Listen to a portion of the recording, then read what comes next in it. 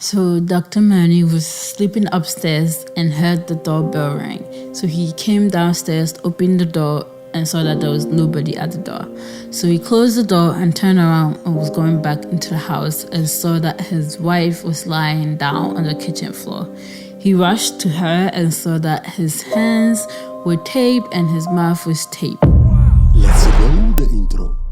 Hello, everybody. Welcome to Twist the Story. And according to court documents, organized crime is on the students rise survived the as well. attack. Criminals have become more brazen than ever She before. and her two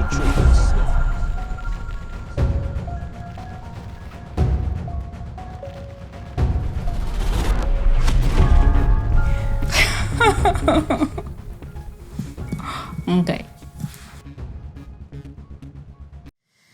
Hi everyone, welcome to Twist the Story. I hope you're all doing great. It's been 2 weeks. We apologize for not putting out a video last week. It was a bit hectic. But welcome.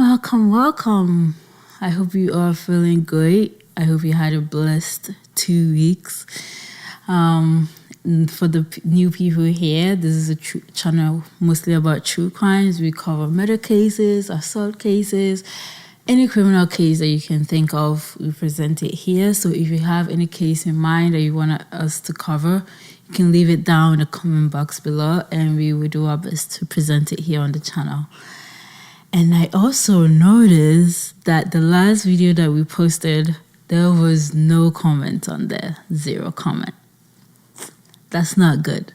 You can throw a thumbs up if you like the video. If you think we've improved, you can throw a thumbs up. Even if you didn't like the video, instead of clicking the thumbs down, you can put a thumbs down emoji in the comment. If you have anything, any suggestion, any case, whatever it may be, whether a sad emoji, whatever it is, please leave it in the comment box below. All right.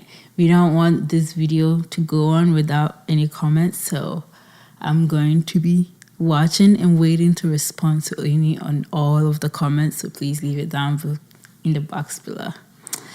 All right, let's get straight into the case for this week. So this case is about Nigel Paleckis, the track star. We're going all the way to South Africa. I know most people have in mind as South Africa as a vacation place, me included, praying that God will bless us one day so we can go there for vacation. But yeah, today's case happened in South Africa. So I'm gonna be looking this way. When I look this way, I'm just taking a look at my notes that I have. So no worries. So Nigel Paleckis. Nigel was born in August 13, 1993 in an outskirt in West Cape Town, Wellington. Nigel is the oldest of 3 kids. He's the oldest among 3 kids, so we have 2 other siblings. And him and his siblings were raised by their mom, Lynn Paleckis. While raising her kids, Lynn installed hard work, politeness into her kids. One of the codes that she raised her kids with is that there is no elevator to success, but one must take the stairs. It's a nice code. It resonates. Anyway, this quote was demonstrated in Lynn's life because she was a very hardworking woman. She was a single mom raising 3 kids, so she was working really hard. She was a domestic worker. She cleaned the houses of middle-class people in Wellington. And one of the customers that she cleaned her house was Winnie Rust's daughter. She was so impressed with her work that she introduced Lynn to her mom, Winnie Rust. And as Lynn started cleaning Winnie's house, they began to build a friendship, a relationship. They got to know each other to the extent that when the kids are out of school or don't have to go to school and Lynn have to work, Winnie was okay with her bringing the kids into the house while she worked. This is very impressive because most people, when you hire someone to clean your house, you won't want them to bring their kids because at the back of your mind, you're thinking that while she's cleaning the house, the kids are going to end up making the house dirty again. So you will consider not allowing the person to bring their kids. But Winnie was okay with it because she wanted to get to know Lynn's kids. And why not? They had a friendship, so it was okay with her. So she brought the kids over and Winnie got to know her kids. Let's rewind back into who Winnie Rust is. Winnie Rust was born in April 14, 1939 in Marisburg, West Cape. Right? His family was living in Marisburg until she was 6, and they relocated into Wellington. And after relocating to Wellington, Winnie went to a very reputable high school and went on to college and became a writer. And after they relocated when she was 6, she never left Wellington. So she spent almost all her life, apart from the 6 years she spent in Marisburg, in Wellington. So she loved the town, right? So as Lynn brought her children to Winnie's house, Winnie got to know the children and grew fond of the eldest son of Lynn, which was Nigel Polikis. Winnie was willing to support him financially and help him achieve his goal. So he actually got him admission to the high school that she herself went into in Wellington. So Nigel started going to school there. And while he was going to school, he got involved in the track and field team, which he was really good at. So Winnie helped him financially, all the things he needs for the school activity. It was Winnie that was taking care of all of these. And Nigel worked hard in the track and field team. He won track fields and all the activities in the track team that the community, he became very popular in the community, and all the mothers or all the parents want their kids to look up to him because he was working hard, he was good at sports. So all the community was rooting for him, supporting him in any ways they can, right? And they want their kids to look up to him and be like him, right? So he was pretty famous in the community. And one of the dreams that Nigel had was to continue doing track and field and hopefully go into college doing track and field. However, this dream didn't work out, so Nigel was not able to go to college. But it was okay because he had a backup plan, one would say, or a backup dream, one would say. He wanted to go to the police academy, right? So he went back to Winnie, shared this dream, this plan that he had of going to the police academy. And Winnie was like, sure, okay, why not? Let's go for it. He helped him put in the application and all the requirements and all the things that he would need to apply for the police academy. But one of the requirements was for him to get a driver's license, which Nigel didn't have. So Winnie decided to help him pay for a driving school or help him teach him how to drive. So they were going to get it done. It's something that they've talked about and are going to get it done, right? So they were in the process of filling out the application. As one could say, Nigel had two strong women in his life. His mom, Lynn, who is a very hardworking woman, doing everything for him and his siblings, and Winnie, who is willing to also help him achieve all the goals and dreams that he have. So one would say Nigel was set, but Nigel wanted a male role model to look up to, or a male father figure.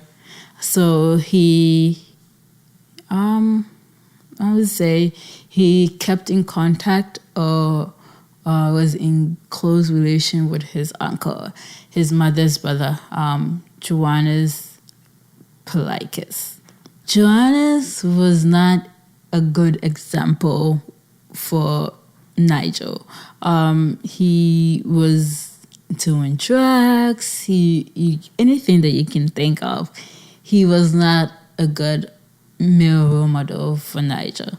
However, it seems like he was the only male role model in his life that he can look up to.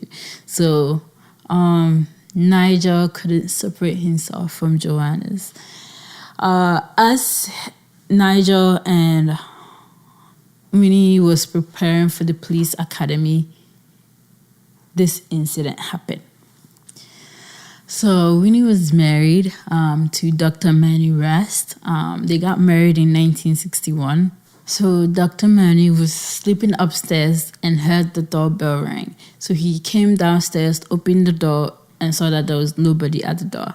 So he closed the door and turned around and was going back into the house and saw that his wife was lying down on the kitchen floor. He rushed to her and saw that his hands were taped and his mouth was taped. So he untaped the lip, hoping that she would wake up, but noticed that she was dead. She called the police, and the police came over and saw that Winnie Rust was dead. Upon examining the crime scene, they noticed that they came to the conclusion that two people were in the house. It was two people that committed this crime. But it seems like it wasn't a forced entry. So it would be someone that usually comes into the house or someone that lives there. It can be Dr. Manny. He was 80 years old, doesn't have the strength to do that, and he was sleeping at that time. So then it will have to be someone that is familiar, that comes to the house frequently. And the only person that usually comes into the house very frequently was Nigel Palaikis.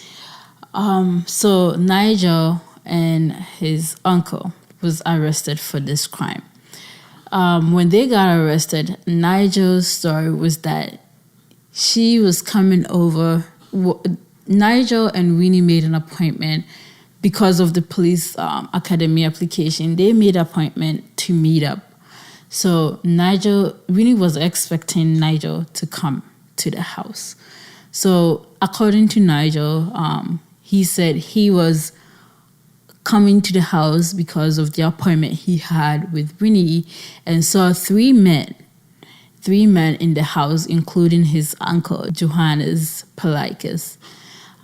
They forced him to go into the house, unlock the door so that they can go in, and then they robbed Winnie and forced him to show them where Winnie's goods and expensive items are so they can rob her.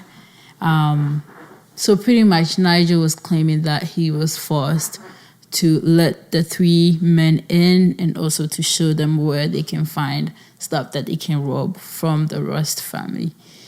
But the story that he gave the police was not adding up and was not making sense. So he was arrested with his uncle and was held in jail.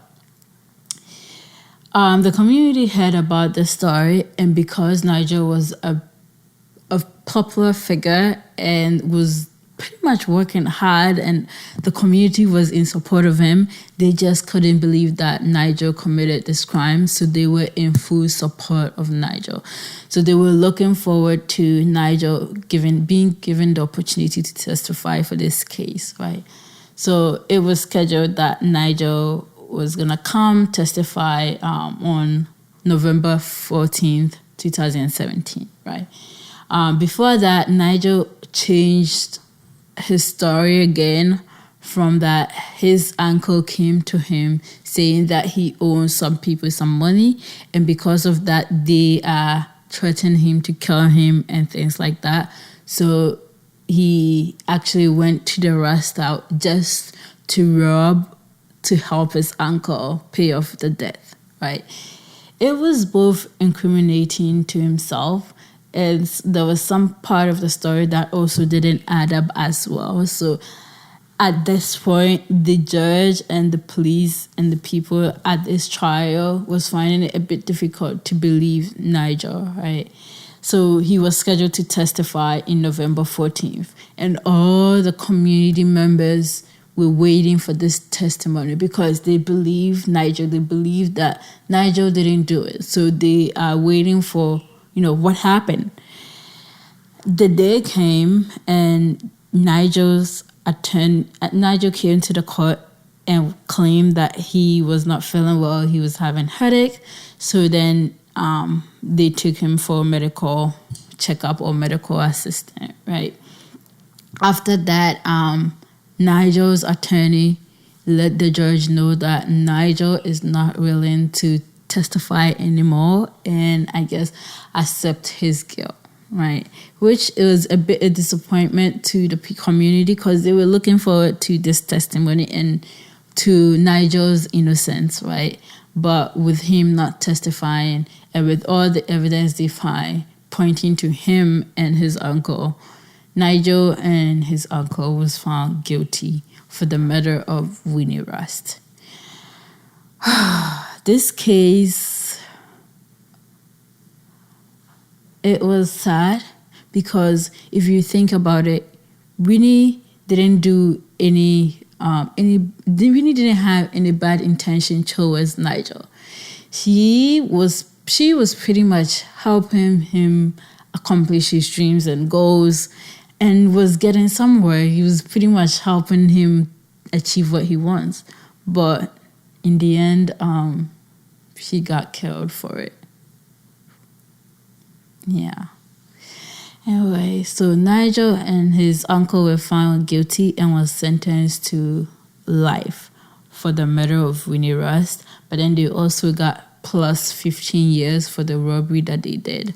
One of the things that was brought to light during the trial was a CCTV footage of Nigel withdrawing money out of Winnie's account using his card and also going shopping with his uncle. So they brought the cashier in and the cashier, because Nigel was claiming that they actually robbed the Rust because the uncle was threatened. So it wasn't like a willing situation and they didn't plan to kill Winnie and he wasn't the one that killed Winnie.